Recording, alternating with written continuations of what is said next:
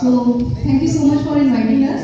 जैसा कि हम सभी लोग जानते हैं कि आज एक बहुत खास दिन है हम सभी लोगों के लिए, और आज 26 जनवरी के अवसर पर आज हम सभी लोग एकत्रित हुए हैं और हर साल हम इसी तरह मनाते रहेंगे। और आज हमारे देश का 73rd गणतंत्र दिवस है। जैसे कि सभी जानते हैं कि प्रतिवर्ष 26 जनवरी को हम देश के गणतंत्र दिवस के रूप में मनाते हैं। इस दिन हमें अंग्रेजों की गुलामी की खत्म होने के बाद गणतंत्र होने का दर्जा प्राप्त हुआ था। इस दिन हमारे देश का संविधान लागू हुआ था। सो आज का दिन हमारे लिए, हम भारतीयों के लिए बहुत ही खास दिन है। तो मैं चाहूंगी कि एक बार जोर से बोले, भारत माता की, भारत माता की, and happy Republic Day to all of you. And last में मैं यही बोलना चाहूंगी, देशभक्तों के बलिदान से स्वतंत्र हुए हैं हम। कोई पूछे कौन हो तो गर्व से कहेंगे भारतीय हैं हम। Thank you so much.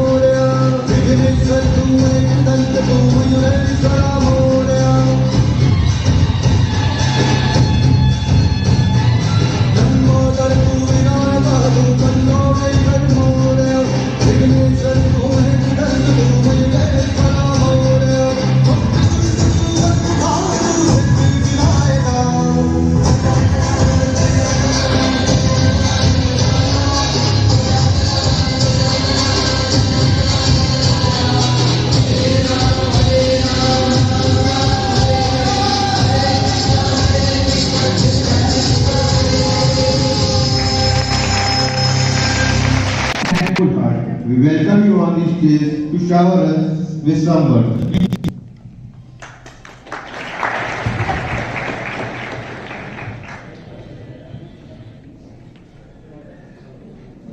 Good morning, all of you. Respected General Manager, One Bit Group, other dignitaries on the dais, my dear colleagues, teaching members, non-teaching members, students. So today we are celebrating 73rd Republic Day of India. So what is Republic Day and why we are celebrating? So we know that today we have prepared the Constitution of India. After when 1947 August 15 we got the independence, then there is no constitution. So there is a question.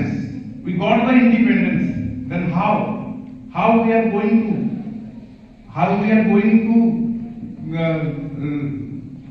prepare our nation? What is the constitution? What are the laws?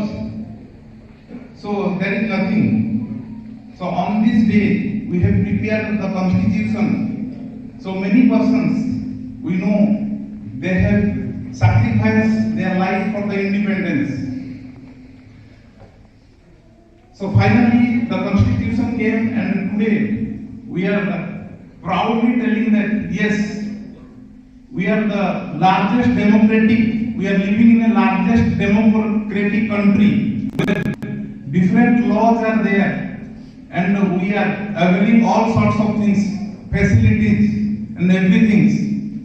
And still the people of India aware of that.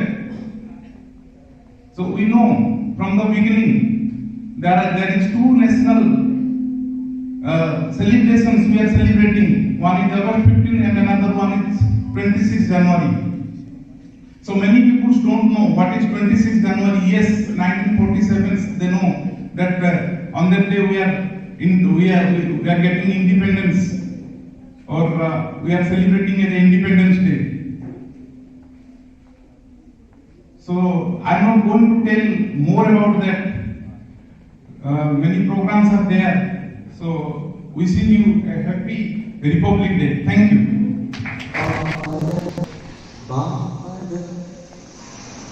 थामलो दिल को सब ये ज़मीं चूम कर सब कहो झूम कर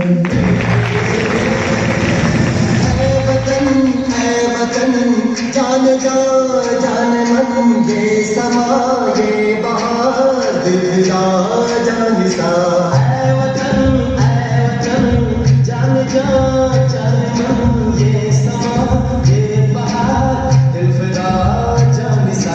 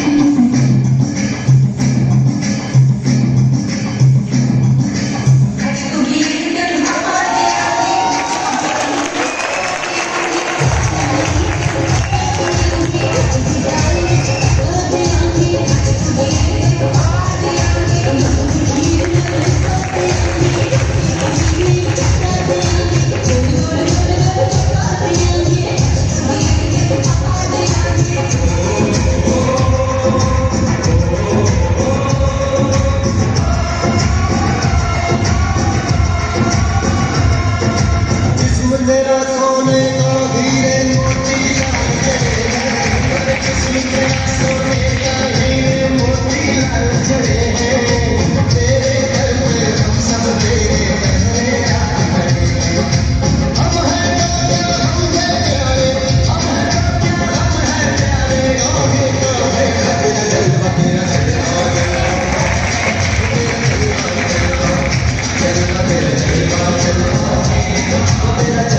जलवा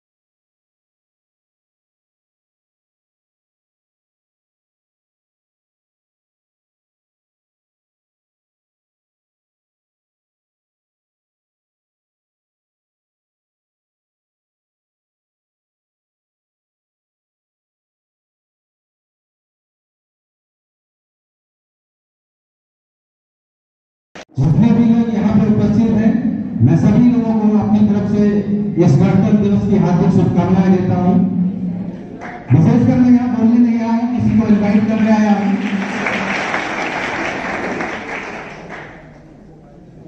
और उनके बारे में मैं जितना भी कहूँ उतना बहुत कम है। सीधे सीधे आमंत्रित करता हूँ अपने चीफ गेस्ट को, श्री जयराज जी। जब से ये आए यहाँ पर भीरा में एक नई रौनक, एक नई शांति और एक नया विचार लेके आए हैं। जिस तरीके से इन्होंने काम किया, जो काम करने का एक तरीका है, एक परिभाषा ही बदल दी है इन्होंने पुलिस की। और पुलिस की वो परिभाषा जो हम लोगों के विचार कभी दिमाग में चलते रहते थे कि किस तरीके की पुलिस होती है, वहां से हम लोग को हटा के और एक ऐसी सद्भावना की तरफ लेके गए हैं। मैं उनको इसके लिए बहुत बहुत धन्यवाद देता हूँ कि आपके विचार को बदला है। जब कभी जाते थे तो पुलिस केवल गाड़ी में बात करती थी। ये बात अलग है कि तुम न बदलो, जमाना बदल रहा है और गुलाब पत्थर पे खिल रहे, चिराग हाथों में जल रहा है। मैं उस चिराग को आज आवाज दे रहा हूँ कि वो आए और अपने बातों से हमें अनुग्रहित करें। एक बार जोरदार तालियों से धन्यवाद अमित भाई, आप इतना तारीफ कर देते हैं कि मजबूरी में अच्छा बोलना ही पड़ेगा। यहाँ उपस्थित कॉन्वेंट के सभी सम्मानित पदाधिकारीगण, प्रिंसिपल साहब, मैनेजमेंट से जुड़े लोग तथा उपस्थित सभी टीचरगण, छात्र छात्राएं, आप सभी को थाना भीरा पुलिस परिवार की तरफ से 73वें गणतंत्र दिवस की ढेर सारी शुभकामनाएं। हमारे समय से ये पर्व हमारे राष्ट्र का पर्व है। त्योहार तो हम लोग हमेशा मनाते हैं अपने अपने जात धर्म बिरादरी के हिसाब से, लेकिन ये राष्ट्रीय पर्व है, राष्ट्र का पर्व है, राष्ट्र का त्योहार है और इसे बढ़ चढ़ के मनाना, एक समाज को संदेश देना है। नए आजाद भारत में हम लोग पैदा हुए और हमारे क्या कर्तव्य हैं, हम लोग और क्या क्या कर सकते हैं जिससे हमारा राष्ट्र और सशक्त हो, एक अलग पहचान बने। पहचान केवल भारत तक सीमित न रहे, पूरे विश्व पटल पर एक भारत की पहचान बनाने में आप लोग की ही आवश्यकता है। जो लोग आजादी के पहले जन्म लिए, तमाम प्रताड़ना सहे, कैसे देश आजाद हुआ ये बताने की बात नहीं है, सब लोगों ने पढ़ा है, सबको इतिहास पता है। हम लोग भाग्यशाली हैं, आजाद भारत में पैदा हुए, गुलामी देखी नहीं, गुलामी होती क्या है। लेकिन अब जहाँ पर हम हैं, जिस जगह पे हैं, जिस तरह की समाज की सेवा, राष्ट्र की सेवा कर सकते हैं, वो हमें करना है। आप लोग सीखिए, अपने जो संस्थापक हैं बहादुर सिंह जी कहाँ पर है और नाम कहाँ पे चल रहा है, वरना लोग गांव छोड़ देते हैं तो नाम लेने वाला कोई नहीं मिलता है। आप उनसे सीखिए कि आपके जो संस्थापक हैं, आपके जो गार्जियन हैं, उनकी सोच कितनी बड़ी है, इतिहास में दर्ज होगा कि बाहर रह कर के भी अपने गांव से, अपने लोगों से इतना प्यार है, उन्हें क्या क्या सुविधाएं ज्यादा से ज्यादा दी जा सकती है, वो रात दिन करते हैं और दिख रहा है। अब उनके नाम को आगे आपको बढ़ाना है। आप इस विद्यालय से निकल करके राष्ट्र की सेवा में इतना आगे तक जाइए कि आपकी पहचान वनबीट से हो, ये वनबीट के हैं, और आपसे पहचान वनबीट की हो, ये वनबीट की शिक्षा है। आज राष्ट्रीय पर्व है, देश की आजादी के बारे में सबको पता है, किसका योगदान था, किन्होंने क्या किया। अब उसको आगे हम लोग को बढ़ाना है। चाहे हर वर्ग का आदमी, एक नीचे से लेकर के, हम लोगों में बोला जाता है संतरी से लेकर के और मंत्री तक, केवल ऊपर वालों का ही कर्तव्य नहीं है कि देश महान बने और आगे बढ़े, हमारा भी कर्तव्य है। और जब तक हम अच्छा काम नहीं करेंगे, हमारे कप्तान साहब का काम नहीं होगा। अगर भीरा की पुलिस बढ़िया काम करेगी तो लखीमपुर पुलिस पर लोगों का विश्वास बढ़ेगा कि नहीं, लखीमपुर की पुलिस बढ़िया है। इस तरह आप आने वाले जाने वाले रास्ते पर आपको कहीं कुछ उल्टा सीधा दिखता है, ये नियम विपरीत है, संवैधानिक नहीं है, आप उसमें हस्तक्षेप करिए, टोकिए, उसकी सूचना दीजिए, बताइए और खुद फॉलो करके दिखाइए, उदाहरण करिए। आपके भीरा में ही रोटेट क्लब है, अमित भाई है यहाँ मौजूद और सारे बहुत पदाधिकारी यहाँ पे हैं। इन लोगों की पहचान भीरा से निकल करके जिले स्तर, प्रदेश स्तर की हो गई। इसलिए नहीं, इसलिए कि ये काम करके दिखाए, गरीबों की सेवा करना हो, कोई विपरीत परिस्थिति में हो तो ये लोग आगे बढ़ करके, वो केवल भाषण देने से नहीं होता है कि आए अच्छा अच्छा भाषण दिए और चले गए। हमारा काम जमीन पर दिखना चाहिए, हम इस चीज में विश्वास करते हैं। एक थोड़े दिन पहले बहुत ही दुर्भाग्यपूर्ण घटना हुई, जो बच्ची आपके विद्यालय से जुड़ी हुई थी। हमारे हिसाब से हो सकता है हमारे मन से सभी लोग यहाँ सहमत न हो, इस धरती पर सबसे कायरता का जो काम है वो सुसाइड करना है। सबसे कायरता का काम जो है सुसाइड करना। हम पैदा हुए हैं लड़ने के लिए। लड़ना अगर विपरीत परिस्थिति आती है, सबके जीवन में आता है, संघर्ष सबने किया है और बिना संघर्ष के जो गति और जगह पाया है वो अपनी पहचान कभी नहीं बना पाएगा। हम नाम नहीं लेंगे, राजनीति से लेकर के उद्योग से लेकर के आप सभी लोग वाकिफ है कि जिन्होंने संघर्ष किया उसका ही नाम है और वही आगे बढ़ा है। मिले मिलाई विरासत को कोई आगे बढ़ा नहीं पाया।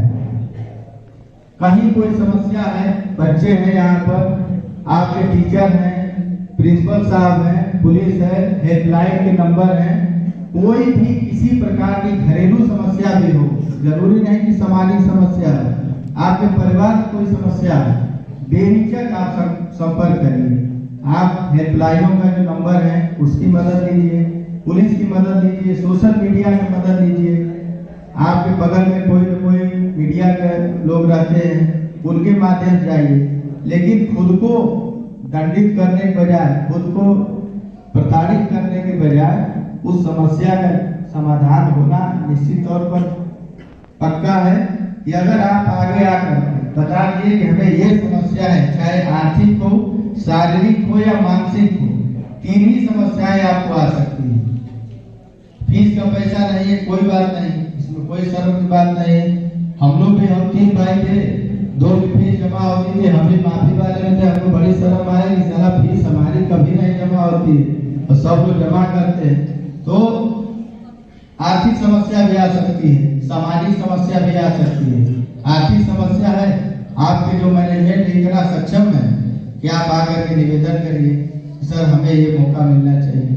परिवार में कोई पढ़ाई का विरोध करता है, आपके रहन सहन का विरोध करता है, उसकी बात आकर के बताइए सर मम्मी को हमारा काम ये अच्छा नहीं लगता है, हमारा पढ़ना अच्छा नहीं लगता है, शादी हो गई तो ससुराल वालों को अच्छा नहीं लगता है।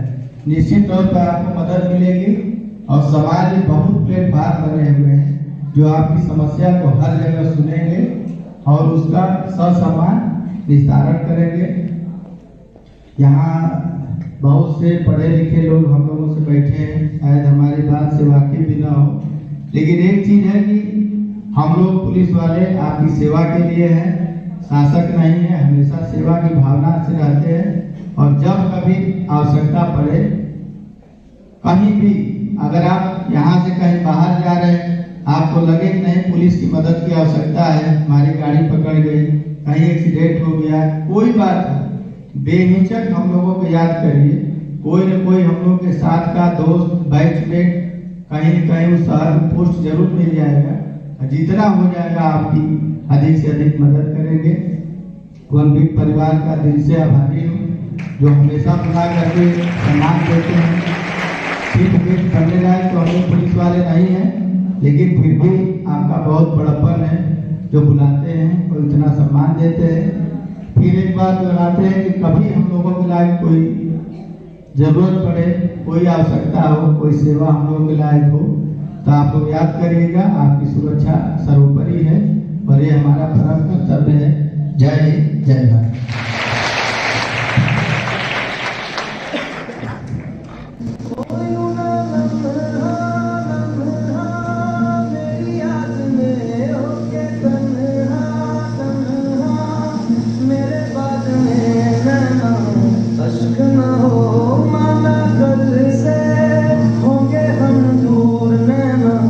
अश्क न हो नैना, अश्क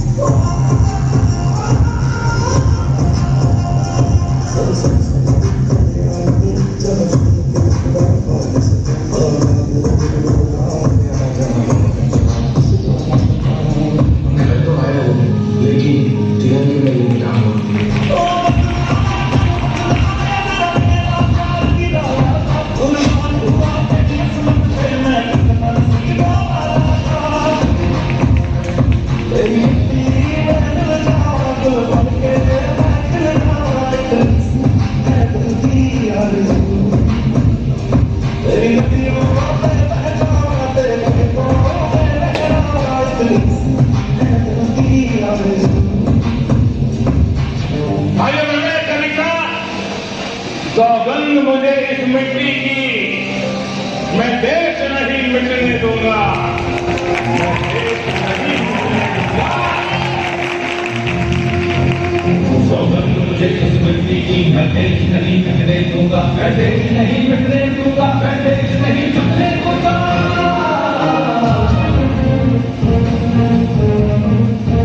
मेरी धरती मुझसे पूछ रही, कब मेरा कर्ज चुकाओगे? मेरा अंबर मुझसे पूछ रहा, कब अपना फर्ज निभाओगे?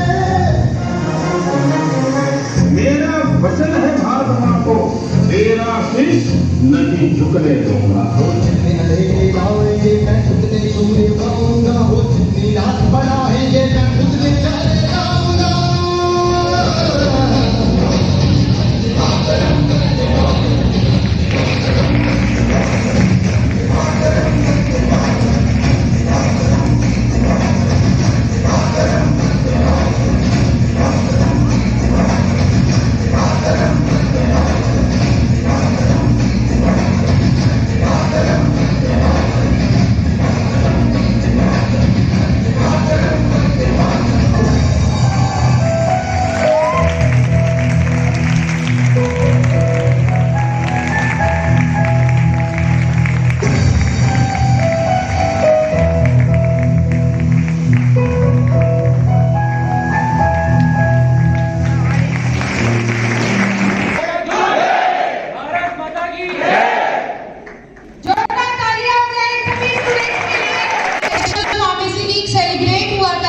उसमें सबसे फर्स्ट जो प्रोग्राम था वो था Rangoli competition.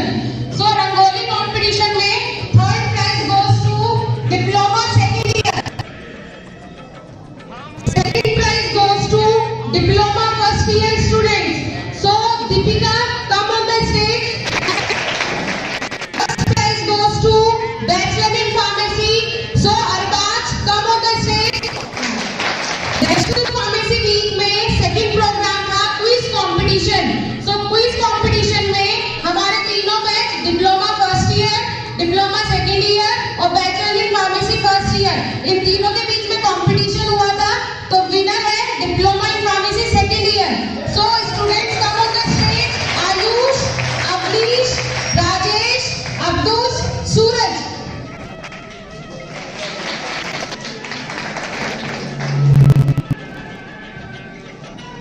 National pharmacy week में थर्ड प्रोग्राम था poster presentation. So poster presentation में कंपटीशन बैच के स्टूडेंट्स का आपस में ही था। तो सबसे पहले मैं बुलाना चाहती हूँ डिप्लोमा सेकेंड ईयर के स्टूडेंट जो विनर है। इसमें है पारुल, एमन, जसनीन। इसके लिए जोरदार तालियां हो जाए। नेक्स्ट बैच जो diploma in pharmacy first year के स्टूडेंट्स हैं उनमें फर्स्ट प्राइज जाता है सहबाज को। सहबाज प्रेजेंट है। सेकंड प्राइज जाता है Manish Soni. Third prize goes to Vidhi Mishra. Vidhi Mishra please come on the stage.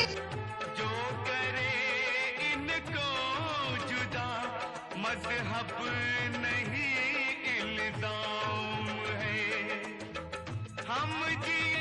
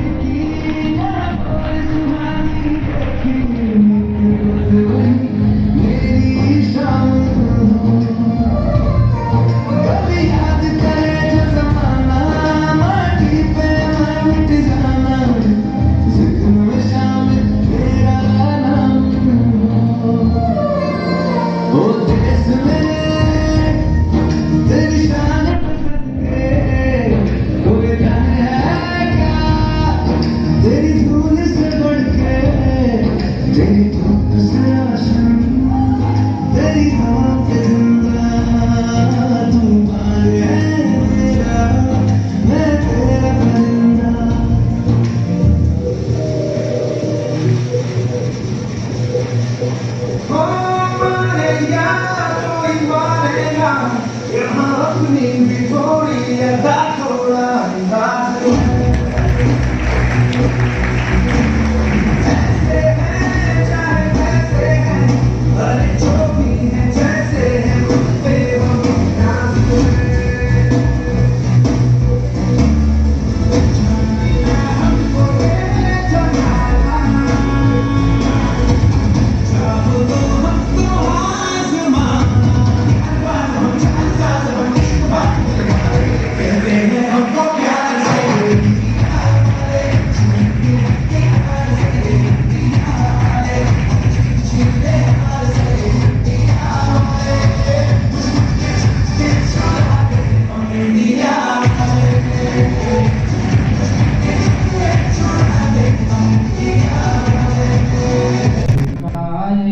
परिंदा रुका है कहाँ, मैं था पागल जो तुझको बुलाता रहा, चार पैसे कमाने मेरा जाता है, गाँव मेरा मुझे याद आता रहा, गाँव मेरा मुझे याद आता रहा, वक्त का ये परिंदा रुका है कहाँ, मैं था पागल जो तुझको बुलाता रहा, चार पैसे कमाने मैं आता है, गाँव मेरा मुझे याद आता रहा, लौटता था मैं जब पाठशाला से घरे, अपने हाथों से खाना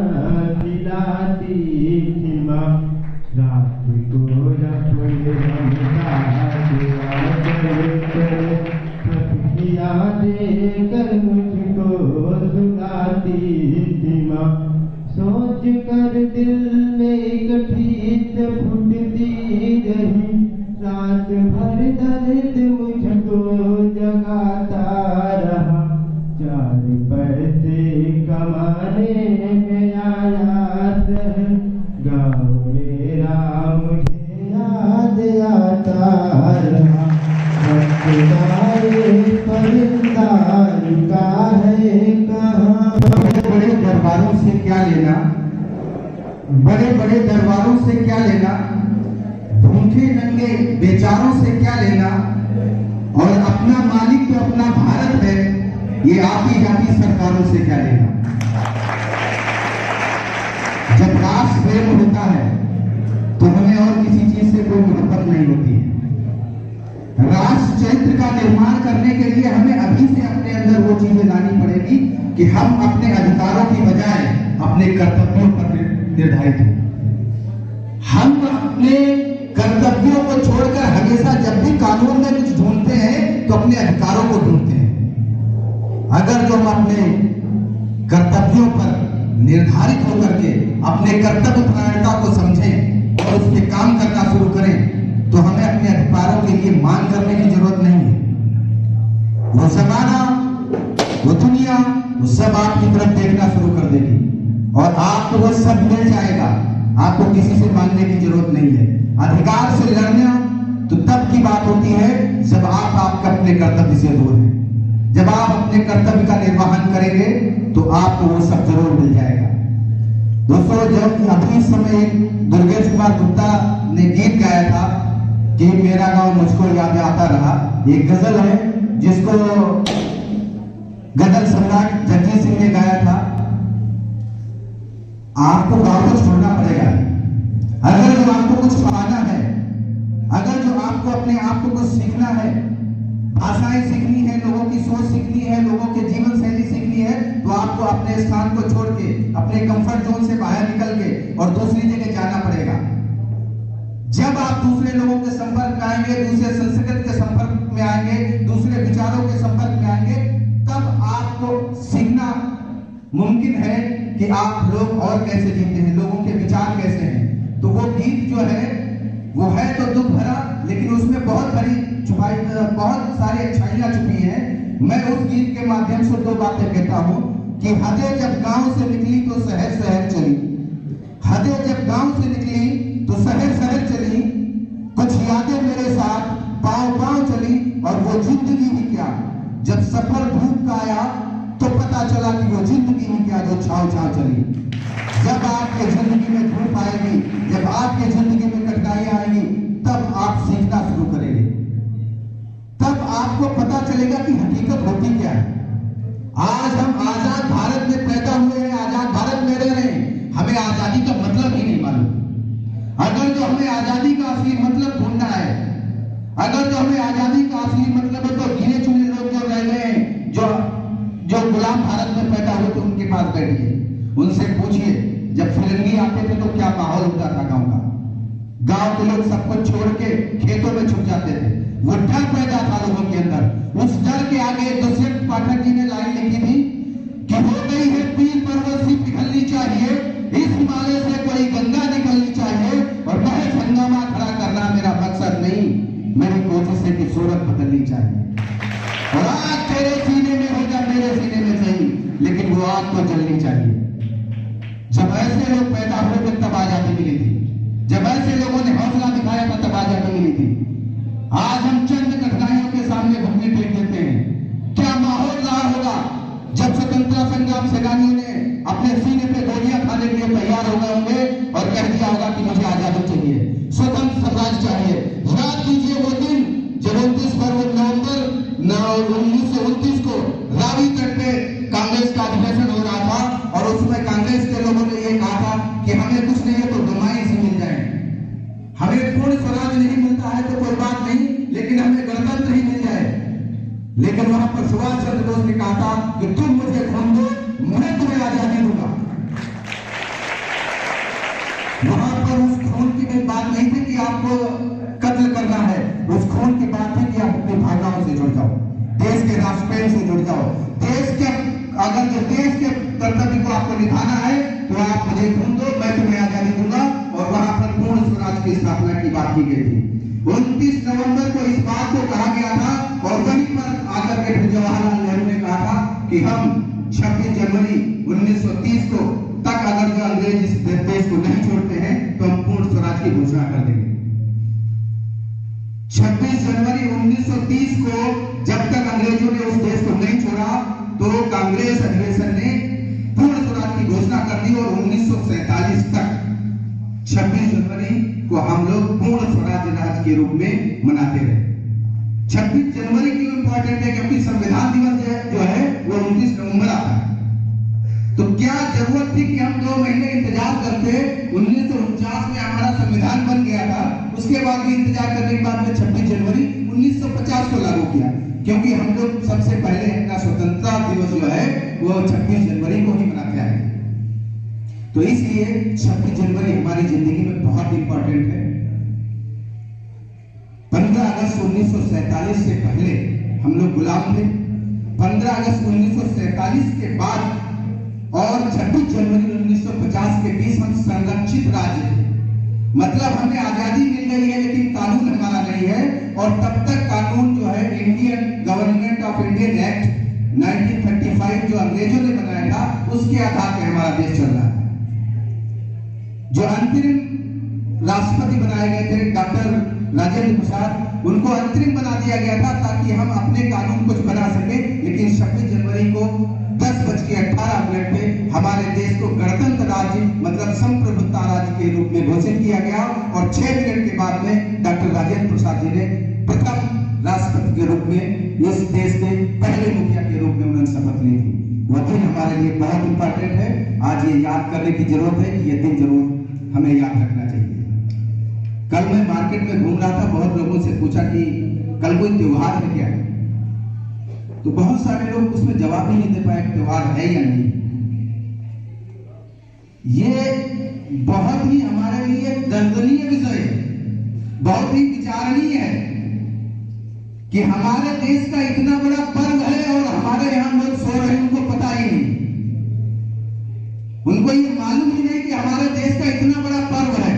अरे गुलामी से निकले हुए जब आजाद हुए हो, आज हम कहीं भी नारा लगा सकते हैं, हमारे पास सारे अधिकार है, शिक्षा का अधिकार है, भोजन का अधिकार है, हमारे पास धर्म का अधिकार है, हमारे पास जैसे चाहे वैसे कपड़े पहनने का अधिकार है, जैसी भाषा चाहे वैसी भाषा बोलने का अधिकार है, जैसी शिक्षा चाहे वैसी शिक्षा का अधिकार है। तो इस अधिकार का जो दिन हमें प्राप्त हुआ था, जिस दिन ये अधिकार प्राप्त हुआ था, क्या उस दिन को हम इस तरीके से मनाना चाहिए? एक बार जोर से हमें उस दिन को याद रखना चाहिए। मैं चाहता हूं आप सभी लोग मेरे साथ एक जयकारा जरूर लगाएं, भारत माता की, भारत माता की। आगे पंक्ति में बैठे लोग हैं, वो आप भी इसी देश के निवासी हैं, जरूर आवाज निकलनी चाहिए। यस, वंदे वंदे भारत माता की। ये जोश उठना चाहिए आज के दिन। अगर जो आज के दिन ये जोश आपके अंदर नहीं है तो अभी आपको सोचने की जरूरत है।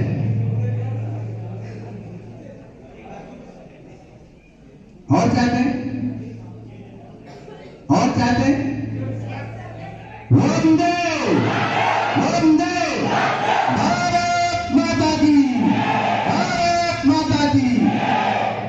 तो दोस्तों, आज का दिन बहुत इंपॉर्टेंट है, बहुत कुछ कहना चाहता था और मैं अपनी बात को बहुत ज्यादा आगे नहीं खींचना चाहता हूं कि हम अपनी दुश्मन की जान को अपनी जान कहते हैं, हम अपने दुश्मन की जान को अपनी जान कहते हैं और मोहब्बत की इसी मिट्टी को हिंदुस्तान कहते हैं। मेरे मरने के बाद मेरी पहचान लिख देना और मेरे कफन के कोने कोने पे हिंदुस्तान लिख देना। मुझे फक्र है कि मैं भारत का निवासी हूँ, मुझे फक्र है कि मैं एक भारतीय हूँ। और आज अगर जो आप दुनिया में जाकर देखें तो हमारे हिंदुस्तान के लोग इस परचम को लहरा रहे हैं। चाहे आप यूएस चले जाएं और उसमें एक परचम और एक सितारा हमारे सरदार बहादुर सिंह की है, जो वहां पर हमारा परचम लहरा रहे हैं। एक बार सरदार बहादुर सिंह के लिए जोरदार तालियां। और लास्ट में फिर वही बात जो मैं हमेशा बोलते आ रहा हूं कि जिंदा रहना है तो खुद को भी मिटाना सीखो, घुट के मरते के सदा जान बचाने वाले, और कोई कहते हैं जरा वक्त के शैतानों से खाक हो जाते हैं सूरज को बुझाने वाले। आप लोग सूरज बने, हमेशा चमकते रहें। बहुत बहुत धन्यवाद। We would like to show our act through a regular talk, which is tribute to Corona warriors. Thank you.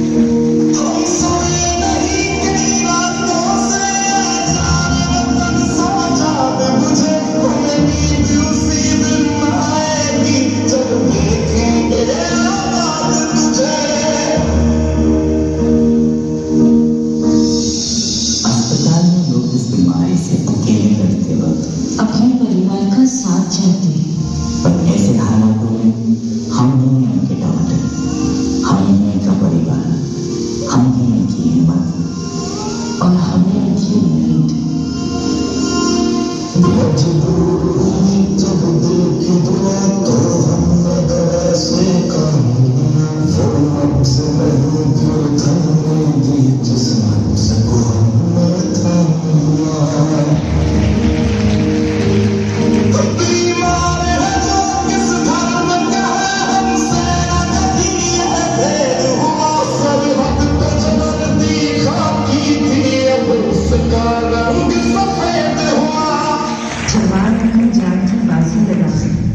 सरहद की सीमा रेखा की रक्षा कर रहे हैं, लेकिन भारत की जीवन रेखा की जिम्मेदारी अब हमारे पास है।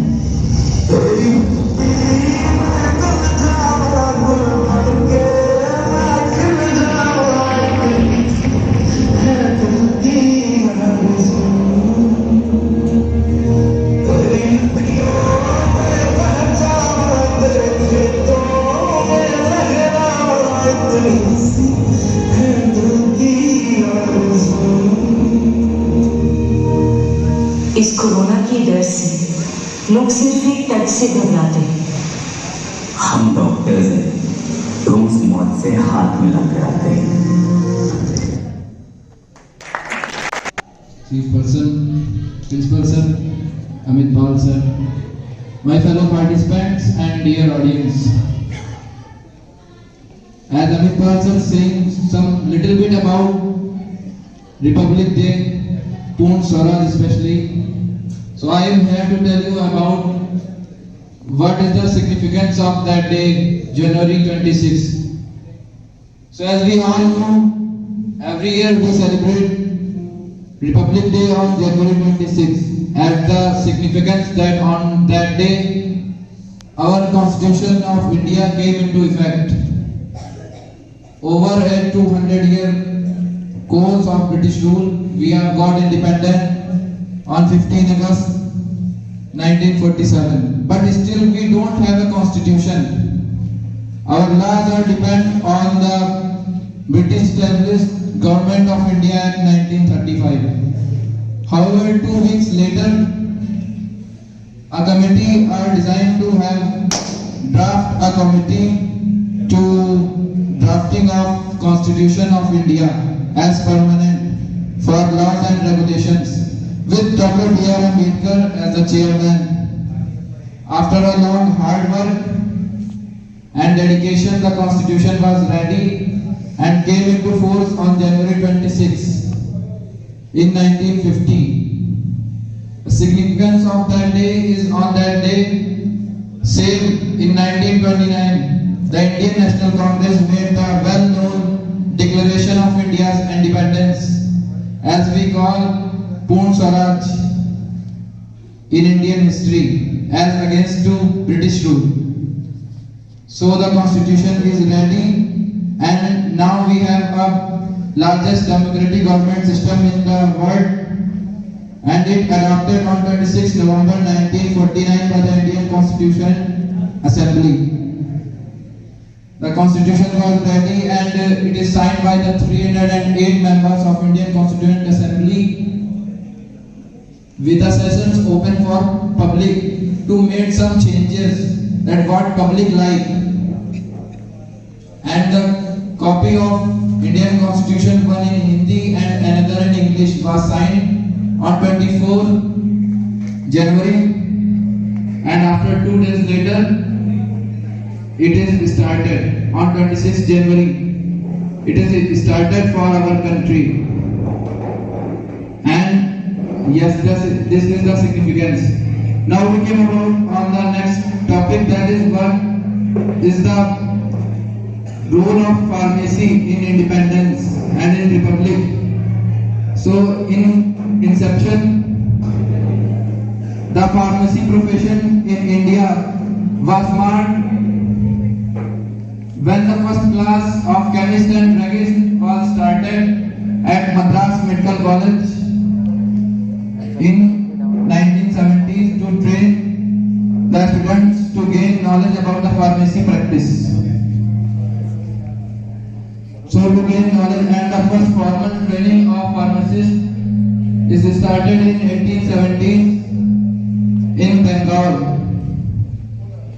The pharmacy profession in India enlightened when the first B.Pharm course was started at Banaras Hindu University in the year 1937, and in 1944 at Punjab University, Lahore, which is now in Pakistan.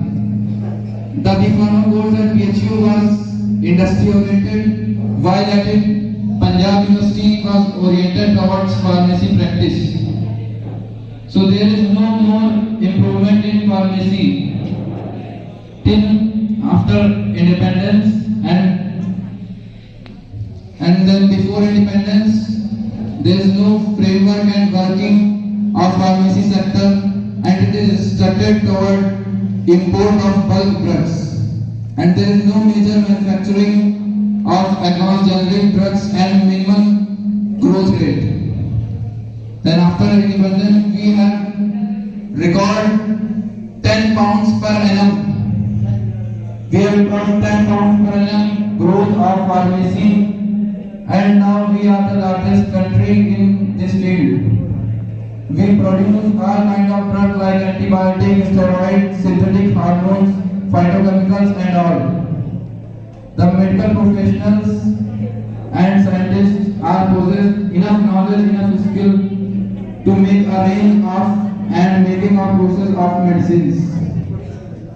And we have the fourth country in this field, and we are now a very big power in the pharmacy field. So this signifies our progression in this pharmacy field. Okay, that's all. Thank you very much. व्यवस्था को देखा, सभी लोग बधाई के पात्र हैं कि एक अच्छा अरेंजमेंट था, अच्छी तरीके से आप लोगों ने आज के डे को मनाया। वैसे एक यहाँ पे गीत अभी 2-3 बार चला, तेरी मिट्टी में मिल जाऊं।